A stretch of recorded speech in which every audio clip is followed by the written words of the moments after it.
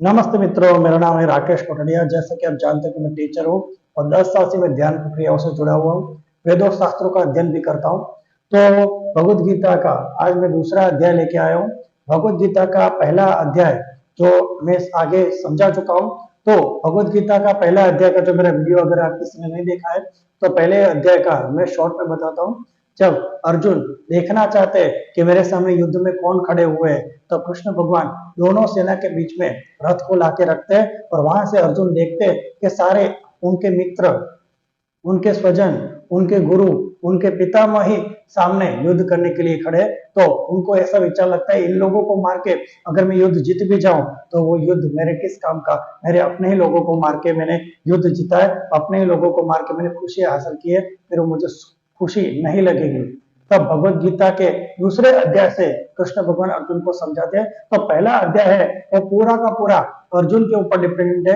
अर्जुन की स्थिति क्या है, अर्जुन कितना डिमोरलाइज हो चुका है, अर्जुन कितना डाउन हो चुका है, अर्जुन कितना अपने आप को कमजोर समझने लगता है। मान वर्ल्ड का महान शक्तिशाली इंसान जो सबसे बड़ा धनुर्धर है पूरे वर्ल्ड का, वो अपने आप को कमजोर समझता है। तो पूरी भगवत गीता अर्जुन और कृष्ण के बीच का संवाद है। एक प्रकार से देखा जाए तो गीता एक उपनिषद है, गीतोपनिषद भी कह सकते हैं उसको। तो इसके अंदर प्रश्न और जवाब। भगवत गीता और भागवत में दो ग्रंथ के बीच में लोगों को बहुत कंफ्यूजन होता है। भगवत गीता वो है जिसमें युद्ध के बीच में अर्जुन श्री कृष्ण को प्रश्न पूछते हैं और सारे प्रश्न का समाधान श्री कृष्ण अर्जुन के करते हैं, उसको कहते हैं भगवत गीता। और श्रीमद् भागवत क्या है, तो उसके अंदर कृष्ण भगवान के जन्म से लेके कृष्ण भगवान के मोक्ष के बीच में जितनी भी घटनाएं होती है, जितनी भी लीला होती है, वो श्रीमद् भागवत में आती है। लेकिन जो कुछ भी जरूरी था इंसानी जिंदगी के लिए वो सब कुछ श्रीमद् भगवत गीता के अंदर कृष्ण भगवान ने युद्ध के बीच में जो 1 घंटे के अंदर अर्जुन को पूरे ब्रह्मांड का रहस्य जो समझा दिया शॉर्ट में, उसको भगवत गीता कहते हैं। तो संजय ने क्या क्या सुना वो सब कुछ पहले अध्याय में बताया क्या कि अर्जुन एकदम डिमोरलाइज हो चुका है, युद्ध करने की स्थिति में नहीं है, वो युद्ध नहीं करना चाहता। तब दूसरे अध्याय से कृष्ण भगवान समझाना शुरू करते हैं। तो दूसरा अध्याय हम शुरू करने जा रहे हैं। दूसरे अध्याय का पहला ही श्लोक है। कृष्ण भगवान, ऐसे तो दूसरा अध्याय सबसे बड़ा अध्याय है, लेकिन मैं ये पूरे अध्याय के सारे श्लोक नहीं पढ़ूंगा, इसके जो मेन श्लोक है वही मैं आपको समझाऊंगा।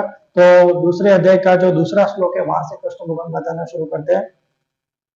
कुतस्त्वा कश्मलमिदं विस्मय समुपस्थितम अनार्य जुष्टम जुष्टम स्वर्गम राजा कीर्ति कर्म अर्जुन। मतलब हे अर्जुन, तुम्हारे जैसे महान धनुर्धर, महान शक्तिशाली इंसान को युद्ध के बीच में ऐसे प्रश्न शोभा नहीं देते। आपको ये सब युद्ध के पहले सोचना चाहिए। अब युद्ध शांत समय आ चुका है, अगर आप हट भी जाओगे तो भी युद्ध टलने वाला नहीं, एक दूसरे को लाखों लोग मार ही डालेंगे। तो ऐसे युद्ध के समय में तुम्हारे माइंड में ऐसे विचार कैसे न लगे, आपको ये विचार युद्ध के पहले आने चाहिए थे।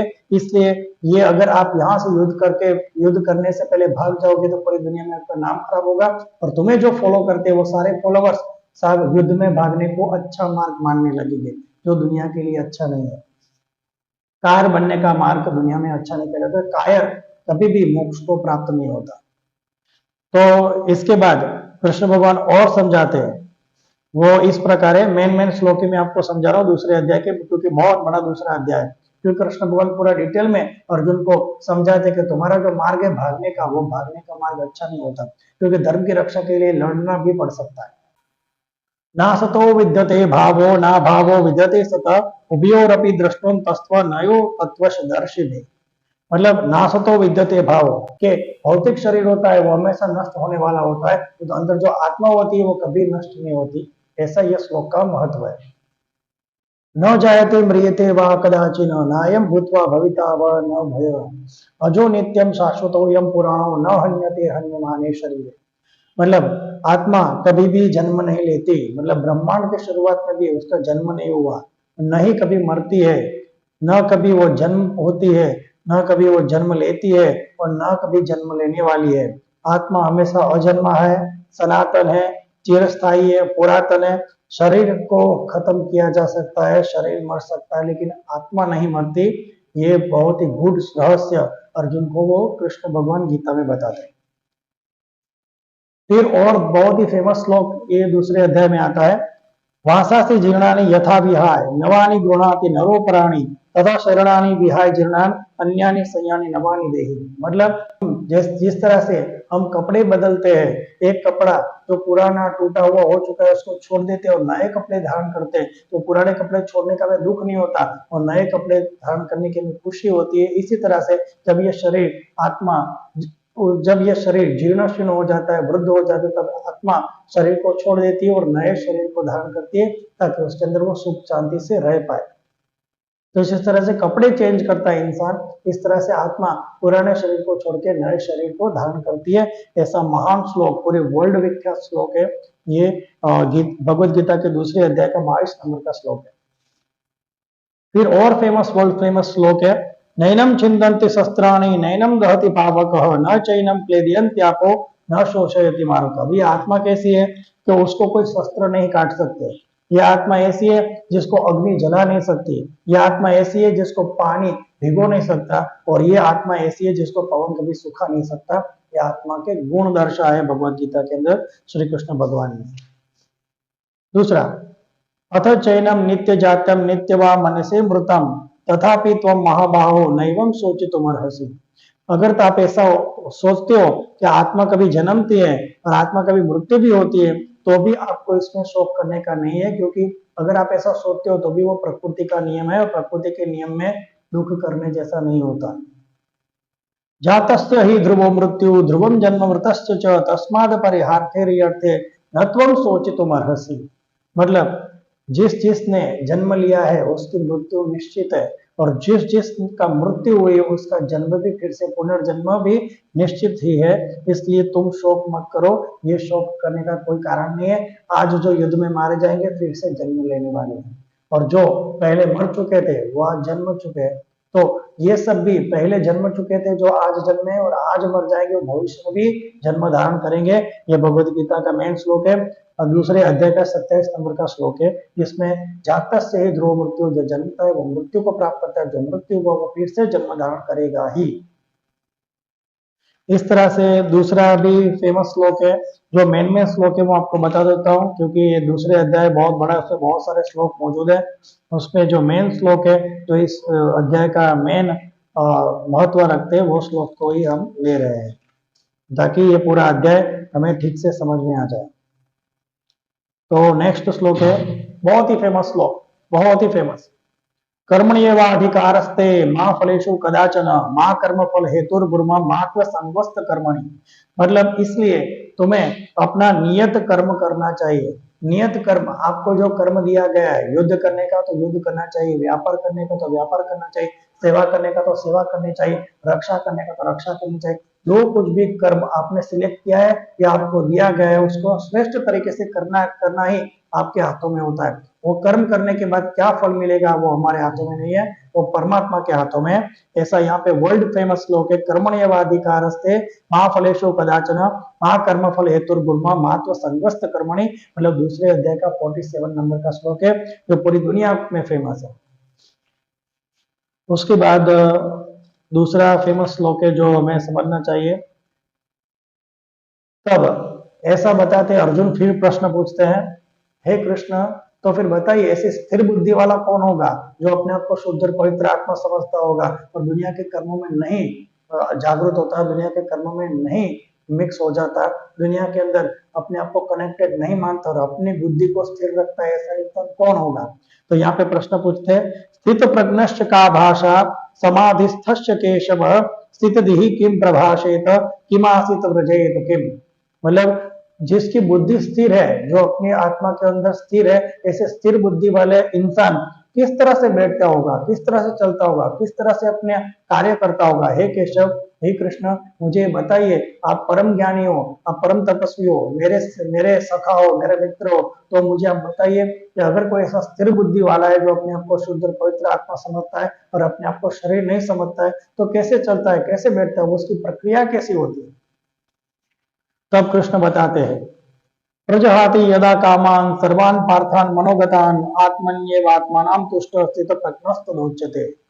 तो हे अर्जुन, जिसके मन के अंदर किसी भी प्रकार की इच्छा उत्पन्न नहीं होती है, जिसने अंदर अपने सारे इच्छाओं को त्याग दिया है, अपने मन को वश में कर लिया, अपने मन को शून्य कर दिया है, ऐसे इंसान जिसको हर प्रकार की इच्छाएं खत्म हो चुकी है और अपने ही आत्मा के साथ सतत संपर्क में रहकर अपने आप को शुद्ध और पवित्र आत्मा जान चुका है, जो अपने आप को शुद्ध और पवित्र आत्मा समझ चुका है, जो अपने आप को शरीर न मान के मैं शुद्ध आत्मा हूं, मैं पवित्र आत्मा हूं समझ चुका है, ऐसे इंसान को ही स्थित प्रज्ञ कहा जाता है।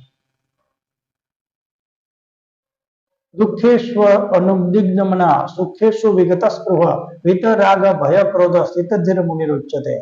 आदि भौतिक दुख, आदि दैविक दुख, आध्यात्मिक दुख, तीनों प्रकार के दुख जिसको उत्पन्न नहीं होते, जिसको दुख नहीं कर सकते, ये तीनों प्रकार के दुख, और सुख में भी बहुत ही खुश होकर नाचने नहीं लगता, ऐसे समान बुद्धि वाला स्थिर इंसान है जो काम क्रोध भय से मुक्त है, ऐसी व्यक्ति को ही स्थित प्रज्ञ और स्थित प्रज्ञ मुनि कहा गया है, ऐसे ही लोगों को तपस्वी कहा गया है।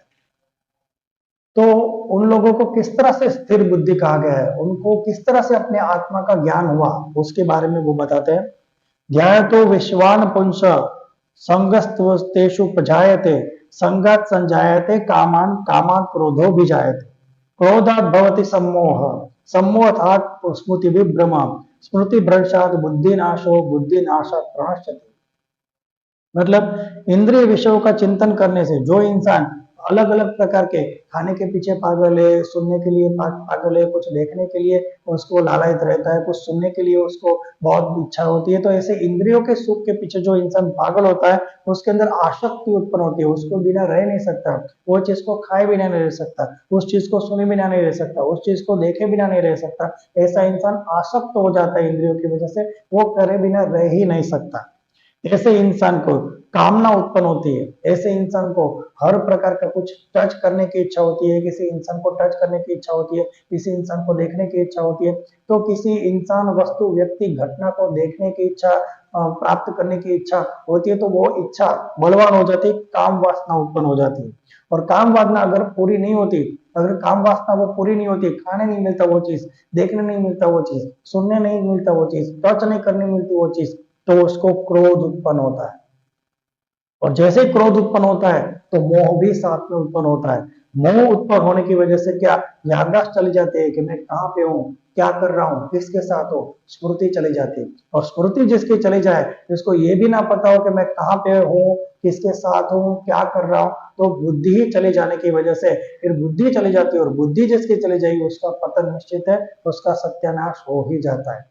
ऐसे भगवान कृष्ण बताते हैं। तो इंद्रियों का विषय, अगर हम किसी चीज में आसक्त होते हैं, आसक्त के बाद गुस्सा होता है, उसमें गुस्सा के बाद मोह उत्पन्न होता है, मोह के बाद बुद्धि की स्मरण शक्ति चली जाती है, स्मरण शक्ति जाने की वजह से बुद्धि का नाश होता है, बुद्धि के नाश होने से इंसान का ही नाश हो जाता है। पूरा सीक्वेंस ये श्लोक के अंदर बताया गया है, भगवद गीता के 62 63 नंबर के श्लोक के अंदर।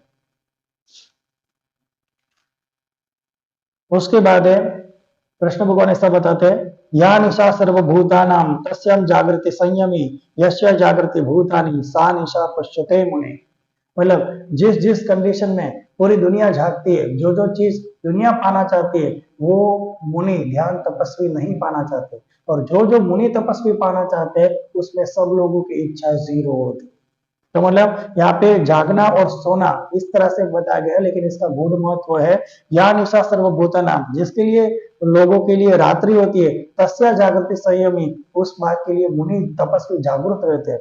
या जस्या जागृति भूतानी, जो सब लोगों को पाना चाहते हैं, जिसके लिए पूरा दिन है, या निशा पश्चातो मुने, वहां पे मुनि सोया रहता है, वहां पे मुनि इच्छा नहीं रखते। तीसरे अध्याय का यह इसके बाद शुरुआत होता है। यहाँ पे कृष्णा को अर्जुन पूछते हैं कि अगर आप बताते हो कि आत्मा को पाना ही हमारे जीवन का मेन लक्ष्य है, आत्मज्ञान ही अपने अंदर के स्थित प्रज्ञ को पहचाना, अपने आप को स्थित प्रज्ञ बनाना, अपने आप को परमात्मा से जोड़ना ही जीवन का लक्ष्य है, तो आप मुझे युद्ध करने के लिए क्यों बोल रहे हो, आप मुझे संन्यास और तपस्वी बनने के लिए क्यों नहीं बताते? क्योंकि आप बताते वही रहे हो कि हमें अपनी आत्मा और शुद्ध पवित्र आत्मा से जुड़ना और अपने आप को जुड़ना और परमात्मा को जानना ही जीवन का मेन लक्ष्य है। तो आप मुझे यहाँ पे युद्ध के लिए क्यों प्रेरित कर रहे हो? मुझे आपको मुझे ऐसा कहना चाहिए कि जाओ संन्यास ले लो, तपस्या करो, अपने आप को शुद्ध और पवित्र आत्मा समझो और तपस्या करके परमात्मा को प्राप्त करो, ये बात आपको बताना चाहिए। तो आप तो मुझे युद्ध के लिए प्रेरित करो। एक साइड ऐसा बोलते हो कि जो इंसान सर्व कामना से मुक्त हो, सर्व इच्छाओं से मुक्त हो, वही सच्चा तपस्वी कहलाता है, और एक साइड आप मुझे युद्ध करने की बात बताते हो। तो दोनों में से सही बात कौन सी है, ये कृपया मुझे बताइए। तब तीसरे अध्याय में भगवद गीता के अंदर कृष्ण ये प्रश्न का भी समाधान करते हैं। तो यहाँ पे जितने भी अर्जुन के प्रश्न है वो अर्जुन के प्रश्न नहीं है, ये हम सब लोगों के प्रश्न है। वो सारे प्रश्न मनुष्य जितने भी प्रश्न पूछ सकते हैं, दुनिया के जितने भी मनुष्य जो भी प्रश्न पूछ सकते हो, सारे प्रश्न अर्जुन ने यहाँ पे जीवन से रिलेटेड श्री कृष्ण को पूछ लिए, और कृष्ण भगवान उन सभी प्रश्नों के जवाब ठीक से देते हैं। तब जाके अर्जुन को बात शांत होती है। लेकिन अर्जुन तीसरे अध्याय में भी बात नहीं मानेगा, कृष्ण जो भी जवाब देगा वो चौथा अध्याय शुरू करेगा। फिर कृष्ण भगवान चौथे अध्याय में समझाते हैं, अर्जुन पांचवा अध्याय शुरू करता है, फिर छठे अध्याय समझाते हैं, फिर अर्जुन सातवां अध्याय शुरू करता है। इस तरह से कहते 18 अध्याय तक अर्जुन नहीं मानता। सोचो अर्जुन ने क्या क्या प्रश्न नहीं पूछे होंगे, वो सारे प्रश्नों के जवाब एकदम धीर शांति से युद्ध के मैदान में श्री कृष्ण उनको देते।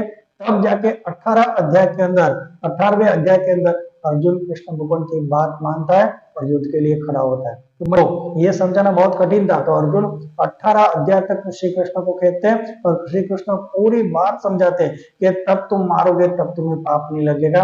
ये पूरा समझाया किस तरह से, ये हमें पूरे भगवत गीता के सारे एक एक अध्याय लाने की कोशिश करूंगा। अगर आपको वीडियो अच्छा लगा तो चलो सब्सक्राइब कर सकते हैं। तो तीसरा अध्याय में लाके रहूंगा। सुनने के लिए थैंक यू।